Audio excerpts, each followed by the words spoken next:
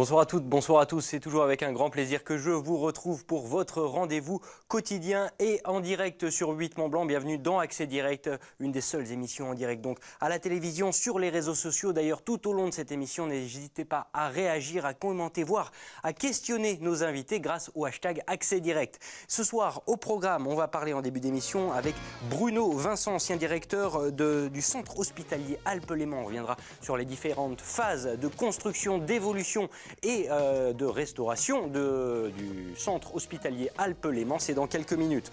On parlera solidarité avec une belle action participative qui grandit chaque semaine dans de nombreuses villes en France, les petites cantines. Nous en reparlerons d'ici quelques minutes. Et puis enfin, nous prendrons le large et les mains dans les poches grâce à Eric Bettens, organisateur de votre voyage sur mesure à la carte. On en vient d'ici quelques minutes.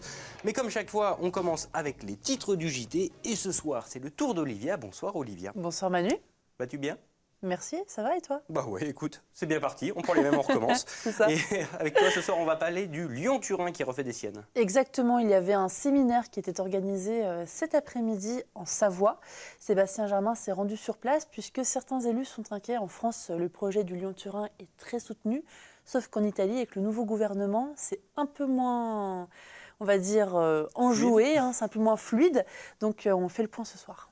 Et une autre belle action, mais du côté du Mont-Cenis. Exactement, c'est l'association Mountain Wilderness qui a organisé ça sur les hauteurs du lac du Mont-Cenis.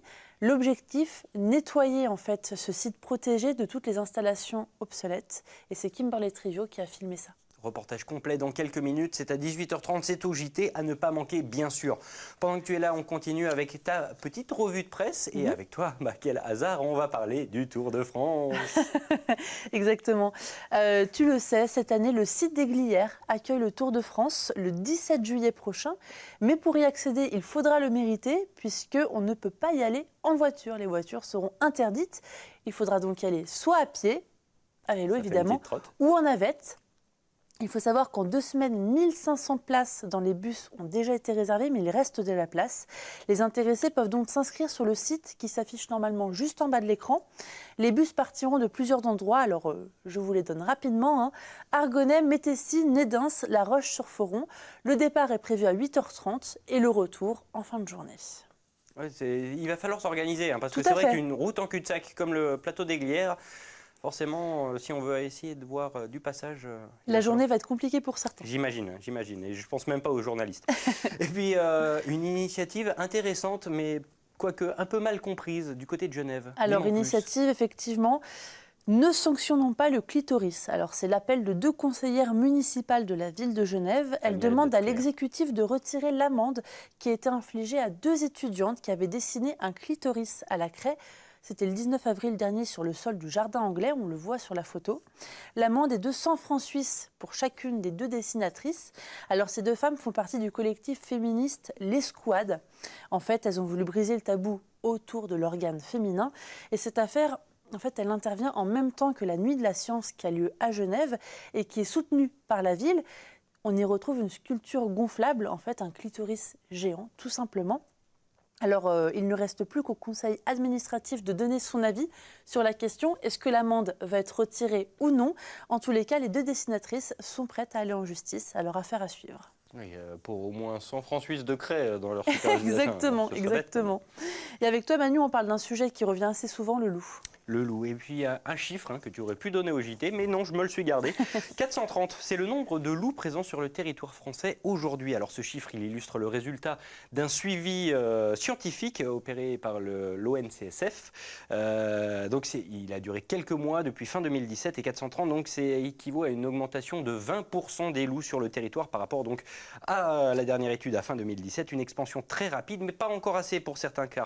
En effet, le plan loup, le plan qui vise à stabiliser la population et à viabiliser l'espèce sur notre territoire, préconise le seuil de 500 individus qui n'est donc pas atteint aujourd'hui. Donc les tirs de prélèvement sont toujours très encadrés, très sporadiques, un peu trop selon les éleveurs ovins qui sont toujours en colère sur ce sujet d'ailleurs.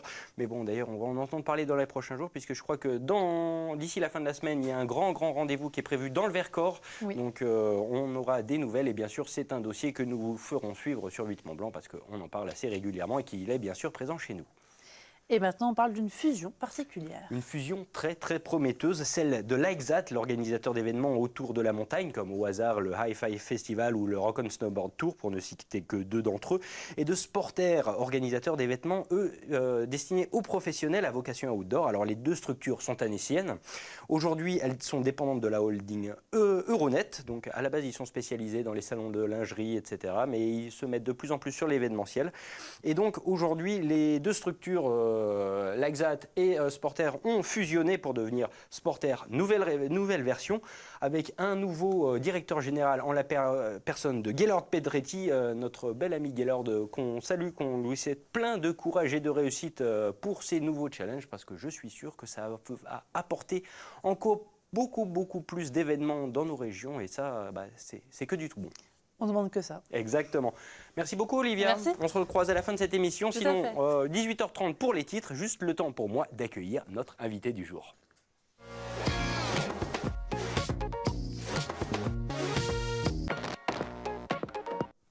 Bruno Vincent, bonjour. Bonjour. Merci beaucoup d'être avec nous. Vous êtes l'ancien directeur du centre hospitalier Alpes-Léman, ancien, puisque ça fait juste quelques jours, si je ne dis pas de bêtises, que vous êtes jeune retraité. Ce sera dans 20 jours exactement. Dans 20 jours. C'est un ancien futur, mais c'est tout à fait, c'est imminent. Félicitations en tout cas pour avoir tenu jusque-là. Merci. Et c'est vrai qu'avec vous, on va revenir un petit peu sur toute l'épopée du Châle, parce que c'est vrai que s'il a été inauguré en 2013, c'est un projet de longue date qui revient avant 2000, avec justement, à l'époque, on parlait du centre hospitalier intercommunal Annemasse-Bonneville. Il y a du très très long chemin qui a été parcouru jusque-là, mais je reviens à la base du projet. C'était vraiment une nécessité que d'avoir une grosse structure référente sur ce coin de territoire. Oui, parce que l'ancien hôpital, en fait, était réparti sur 2 sites. Un site sur Annemasse et un autre site sur Bonneville. 2 sites distants de 20 km, donc bien trop distants pour avoir un plateau technique tout à fait structuré, tout à fait performant. Aujourd'hui, les hôpitaux modernes se distinguent par la capacité, effectivement, à se regrouper. Donc ce regroupement sur un site unique était complètement indispensable. En 98, justement, il y a eu la validation du principe. C'était un grand pas en avant, on peut le dire. Est-ce que c'est devenu concret à partir de là, ou ça l'était déjà dans vos têtes ? Oui, effectivement, l'annonce s'est faite en novembre 98 par le premier directeur d'ARH de l'époque, M. Pellissier, qui avait bien compris la nécessité pour ces 2 structures, bonnevilloise et annemassienne, de se regrouper. C'était une annonce forte, mais suite à cette annonce, il fallait effectivement trouver un site qui convienne, un site un peu intermédiaire, un peu à mi-distance, qui a fait couler beaucoup d'encre, qui a occupé effectivement et intéressé nos élus, mais dans le bon sens du terme. Et puis il fallait aussi trouver un financement complémentaire, car ces hôpitaux effectivement se construisent grâce à notre capacité d'autofinancement, mais aussi grâce à un financement extérieur. Il a fallu attendre le plan Hôpital 2007, qui est un plan ministériel d'aide au financement des grandes réalisations. Alors en 2002, le site de Contamine-sur-Arve, Findre les choisi. Voilà.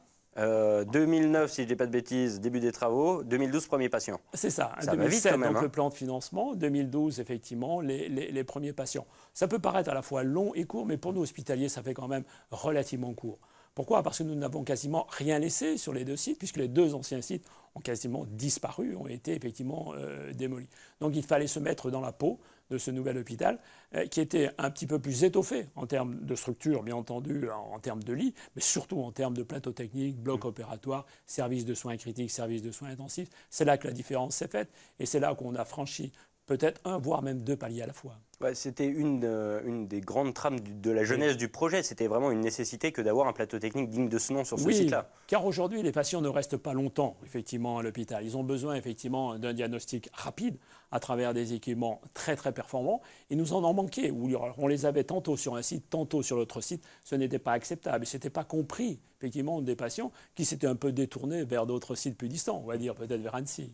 Alors, justement, aujourd'hui, le centre hospitalier continue d'évoluer. Oui. Une nouvelle vague de travaux qui a débuté il y a 1 an, si je ne dis pas de bêtises. Oui, pourquoi ? Parce que nous n'avions pas, ou pas tout à fait anticipé aujourd'hui l'avènement de ce qu'on appelle la médecine ambulatoire.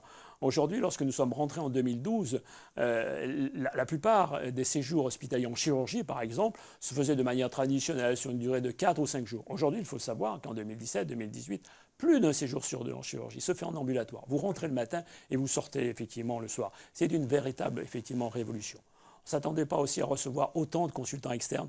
Aujourd'hui, nous avons près de 200 000 consultants externes. Donc nos salles d'attente, nos bureaux médecins sont très largement sous-dimensionnés. C'est ce qu'on appelle l'avènement de la médecine ambulatoire, qui avait effectivement été pensé, mais pas à ce point-là, parce qu'effectivement notre réussite est forte dans ce domaine. Alors justement, un nouveau bâtiment, beaucoup de places de parking en plus, Oui. 16 millions, un peu plus de 16 millions d'euros d'investissement, et tout ça autofinancé. Tout à fait. Comment c'est possible? Autofinancé parce que nous en avons aussi la capacité. Je crois qu'il y a eu un succès en termes d'attractivité. Je pense que notre établissement est très correctement géré. Donc nous avons pu générer année après année, effectivement, des excédents aujourd'hui qui nous permettent de financer, d'autofinancer complètement ce bâtiment. C'était la condition. Parce que notre premier bâtiment, notre gros bâtiment, le bâtiment principal, nous avait relativement endettés avec 160 millions d'euros. Donc la condition posée par l'autorité de tutelle, c'était d'autofinancer intégralement ce nouveau bâtiment, ce qui est fait. Et aujourd'hui alors, avec cette nouvelle vague de chantier, on va voir le bout, avoir un hôpital qui sera top conforme? On va avoir effectivement des patients qui vont pouvoir attendre dans des salles d'attente plus confortables, plus spacieuses, avec des médecins, avec des gens qui ne resteront pas effectivement debout. On a doublé notre nombre de consultants en 5 ans, ce qui est considérable. On avait prévu effectivement une expansion, une augmentation, pas à ce point-là.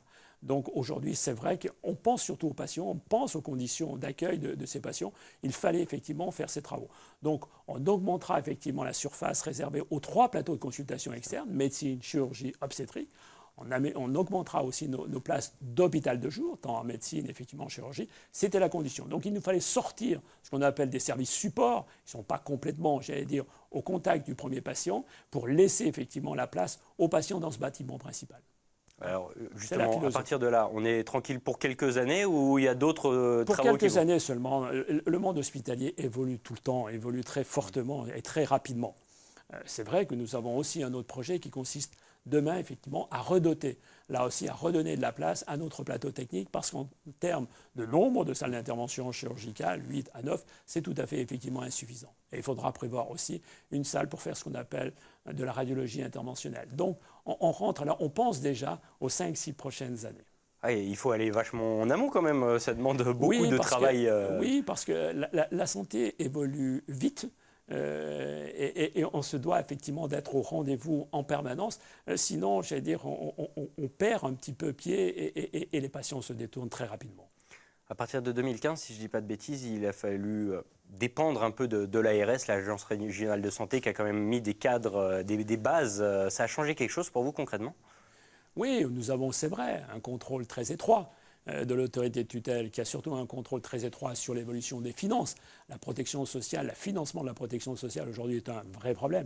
Et c'est normal, effectivement, qu'on ait des comptes à rendre à cette autorité de tutelle. Donc c'est ce qu'elle fait, mais ce qu'elle fait, effectivement, dans un état d'esprit qui est tout à fait satisfaisant pour notre établissement. Mais il faut accepter ces contreparties et, en quelque sorte, à rendre à l'autorité de tutelle.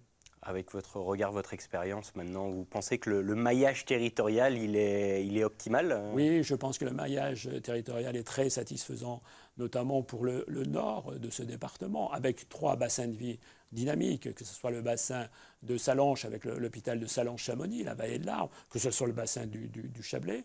On aidera d'ailleurs même les hôpitaux du Chablais pour moderniser leur bâtiment principal. On participera, nous, Chal, au financement de cet établissement. Et je crois qu'à travers ces 3 zones très équilibrées, on essaie là aussi de développer des coopérations, à travers peut-être ce que vous allez me dire dans un moment, à travers les groupements hospitaliers de territoire, développer davantage les filières, moins se vivre un petit peu en autonomie, moins se vivre effectivement au sein de notre zone de vie et se vivre davantage en termes de filières et de gradation des soins.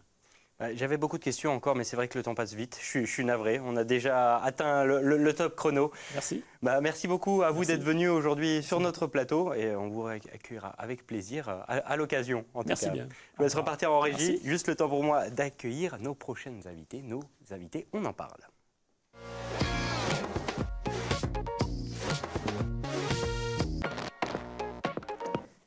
Isabelle Lagrue, Ariane Schmitt. Merci beaucoup d'être avec nous. Merci de Bienvenue. Avec vous, on va parler des petites cantines. Alors les petites cantines, on va le rappeler pour les néophytes, c'est quand même, ça fait quelques années que ça existe. Ça c'est petit à petit, ça a proliféré, si on peut dire, aux quatre coins de France. Et depuis 2018, c'est arrivé à Annecy, concept qui gagne chaque année, chaque semaine même, de nouveaux adhérents. Alors est-ce que vous pouvez me réexpliquer le principe en quelques mots? Alors c'est un principe qui est en train de s'essaimer sur le plan national. Donc on a 3 petites cantines à Lyon, 2 en construction, et les 4 autres ne sont pas encore complètement montées. Et Annecy fait partie des 4 ou 5 ou 6 prochains projets avec Strasbourg, Lille, Dijon et j'en oublie un. Bah non, ça doit être Strasbourg. C'est déjà une sacrée Voilà. représentativité. C'est en train d'arriver sur Annecy. Alors on est effectivement 3 porteurs de projets. Donc Didier qui n'a pas pu être présent ce soir, Ariane et moi-même. Et les petites cantines, en fait, c'est simplement une grande cuisine ouverte sur le quartier, au plus proche des habitants, où ce sont finalement les habitants qui vont venir, qui vont s'accueillir et qui vont cuisiner les uns pour les autres. Donc c'est un restaurant participatif, où l'idée c'est vraiment de créer du lien, de recréer du lien entre les gens, de lutter contre l'isolement, la solitude, et de faire que les gens se rencontrent autour du prétexte de la préparation d'un repas, ou simplement du partage d'un repas ensemble.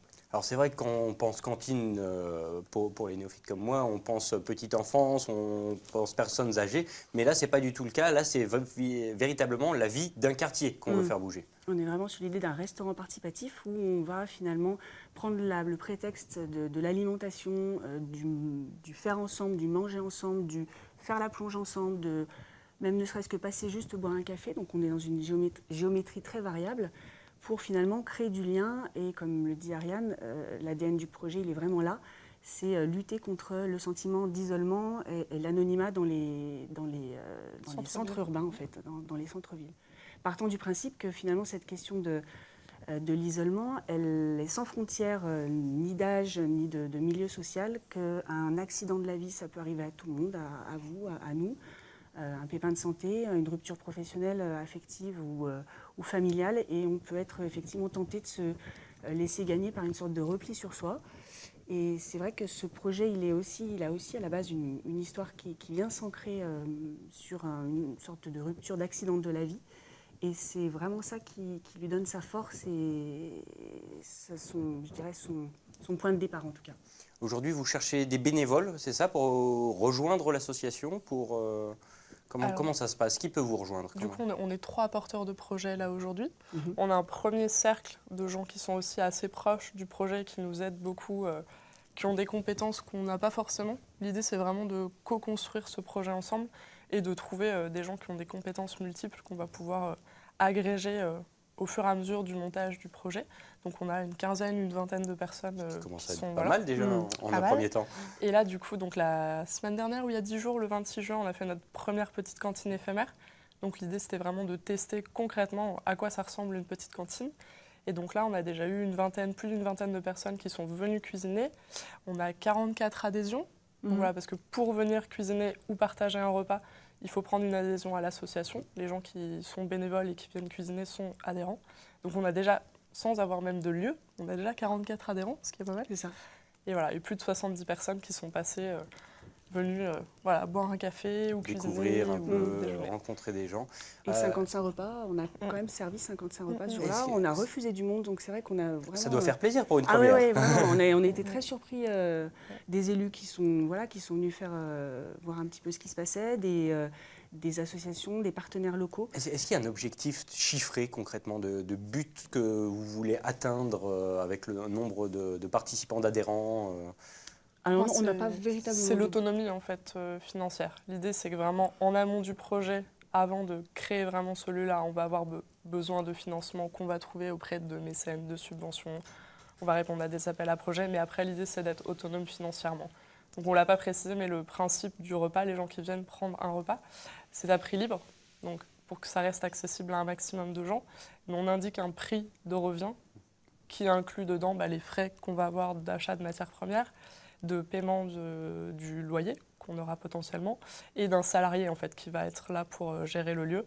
Et donc l'idée c'est qu'avec ce prix de revient qu'on indique aux gens, les gens peuvent se positionner, donner plus s'ils le peuvent afin que les gens puisse donner moins. Et l'idée, c'est que ce soit vraiment à l'équilibre.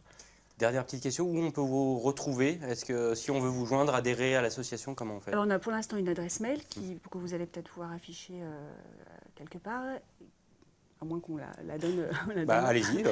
Notre adresse mail, c'est annecy@lespetitescantines.org. Et sinon, il y a également une page Facebook qui est dédiée vraiment à l'ensemble des petites cantines qui existent déjà, donc au réseau national, puisque finalement on va s'inscrire dans un réseau national. C'est ce qui fait aussi notre force, puisque du coup on est quand même accompagné dans notre démarche sur Annecy. On démarre pas de rien, donc ça c'est vraiment très intéressant pour nous. Et voilà, nous contacter par mail ou par téléphone, si vous arrivez à retrouver notre numéro de téléphone, et on verra quels sont ceux qui ont réussi. Qui ont vraiment envie, c'est ça. tout simplement. Mais c'est vraiment ouvert à tout le monde. Voilà, vous nous demandiez Et voilà, le message est passé. C'est ouvert à tous. Merci beaucoup, mesdames, d'avoir participé à cette émission. On vous souhaite bon courage pour la suite et pour les challenges que vous fixez. Merci. Je vous en prie, je vous laisse repartir direct sur la régie. Tout ça pour accueillir notre dernier invité du jour, en la personne de Éric Bettenz.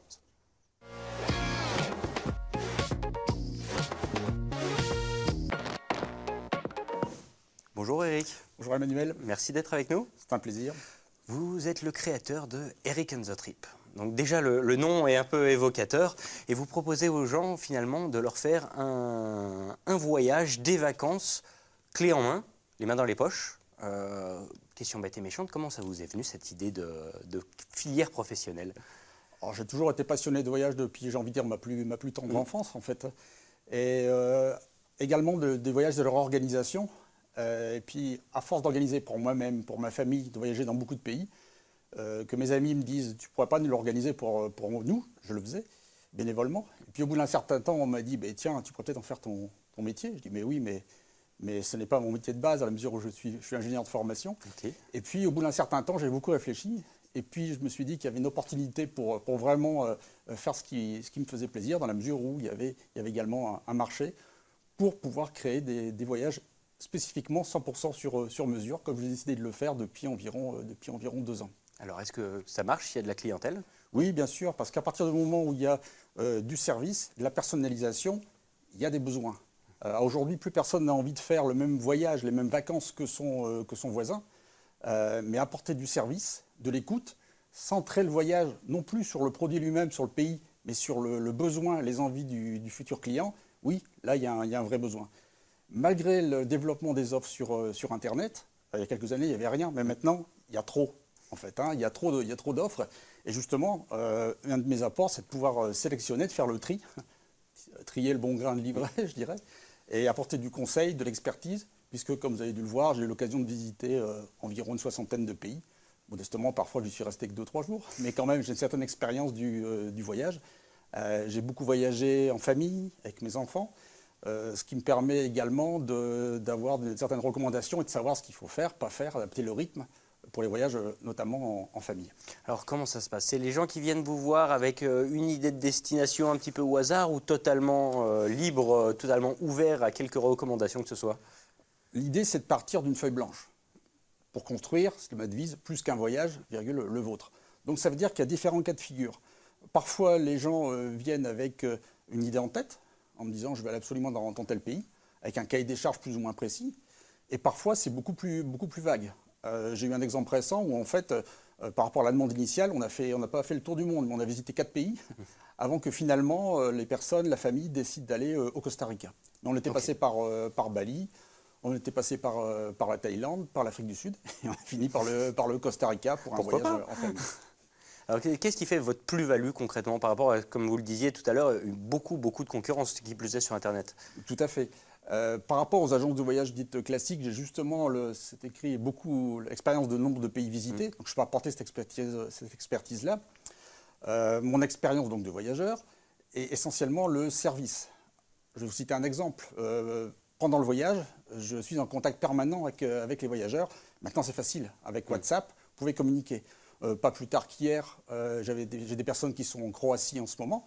Bon, on m'a envoyé des photos de l'endroit où elles étaient.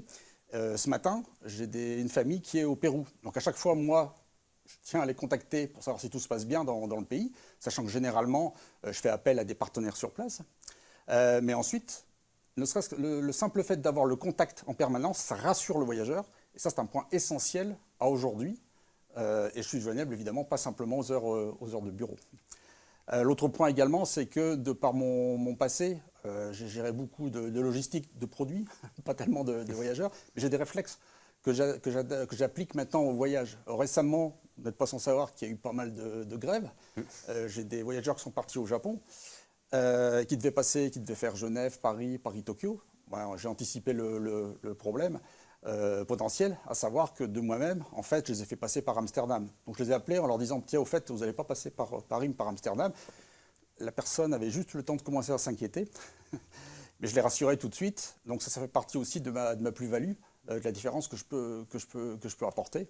Et puis j'ai l'habitude aussi de gérer un voyage un peu comme un projet, en termes d'organisation, de planification, pour que tout soit au cordeau, pour que sur place, après, le voyageur n'ait aucun souci. Ouais. Et déroule son voyage tranquillement. Il y a autant de voyageurs que de rêves, j'ai envie de dire, entre ceux qui veulent être tout cadrés, avec vraiment rien à s'occuper les mains dans les poches, ceux qui veulent quand même avoir la liberté de pouvoir choisir une fois sur place un truc, un autre. Ça doit être vrai, c'est vraiment à la carte. Vous devez en voir des vertes et des pas mûres, si j'ose dire. J'ai tous les cas de figure. Hein. J'ai des cas où les personnes me disent, à la limite, j'ai déjà le billet d'avion. Est-ce que tu peux simplement, Eric, t'occuper de la partie sur place? D'autres qui me disent, non, occupe-toi de tout. Donc c'est très très varié. Alors ça peut être des choses très très très cadrées. Il y a un voyage l'année passée par exemple où c'était des Mexicaines en fait qui venaient en Europe et le cahier des charges, si je puis dire, c'était des jeunes. On veut visiter 10 capitales européennes en un mois. Donc trouve-nous le circuit optimal, j'ai envie de dire, sans perdre de temps. Donc il y a eu du train, du bus, de l'avion, des visas, un ou deux guides sur place, notamment en Russie. Et le clou du spectacle, si je puis dire, c'est qu'à la fin de leur voyage, je m'étais débrouillé pour qu'elles arrivent à l'inauguration le premier jour de la fête de la bière à Munich. Okay. C'est un exemple. Mais parfois, les personnes me disent, voilà, on veut simplement les hébergements. À moi de trouver les hébergements qui leur conviennent, c'est un point très important. Et sur place, il y a certaines choses où on va se débrouiller. Dans la mesure où je pars d'une feuille blanche et que c'est du sur-mesure, je m'adapte aux besoins et aux demandes du voyageur.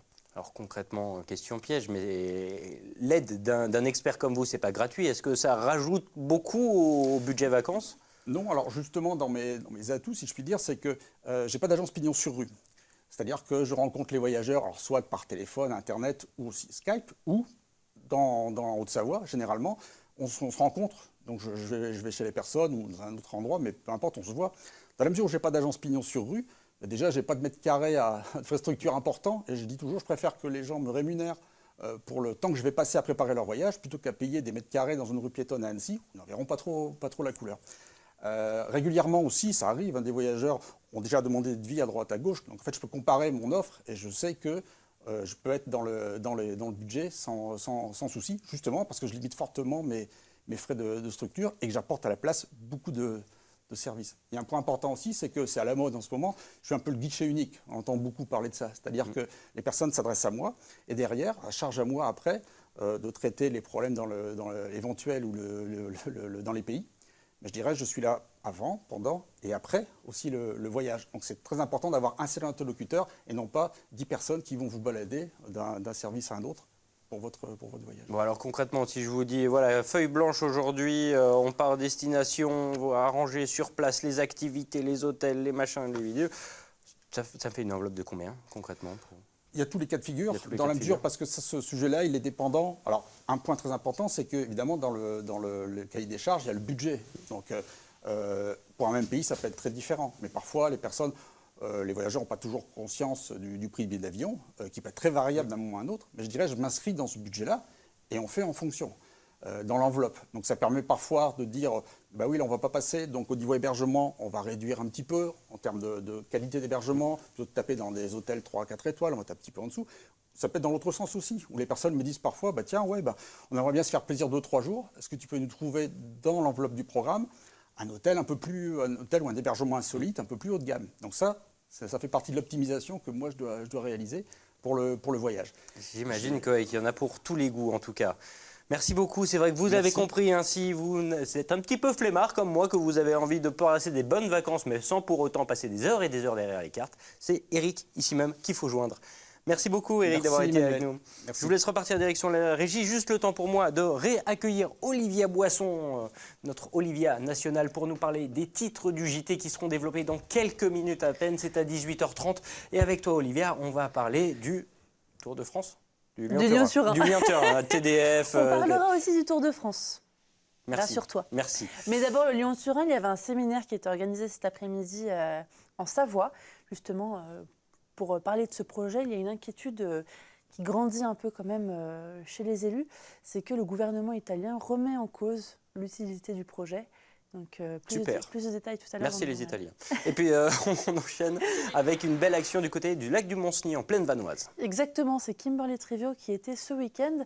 L'association Mountain Wilderness a décidé décide depuis des années, depuis 17 ans, ils le font, de nettoyer un site protégé, des installations obsolètes. Donc, on peut le voir sur les images, des barbelés, etc. Et c'est un très beau reportage. Eh ben, on a hâte de voir ça. C'est dans quelques minutes. C'est au JT à 18h30. On est déjà à la fin de cette émission. Merci à toutes et à tous de votre attention. Nous, on se retrouve demain pour un nouvel accès direct. Dans quelques minutes, le JT par Olivia Boisson. Et puis, toujours le replay, YouTube, Facebook. Enfin, vous n'avez pas d'excuses. Très bonne soirée. À très vite sur 8 Mont Blanc.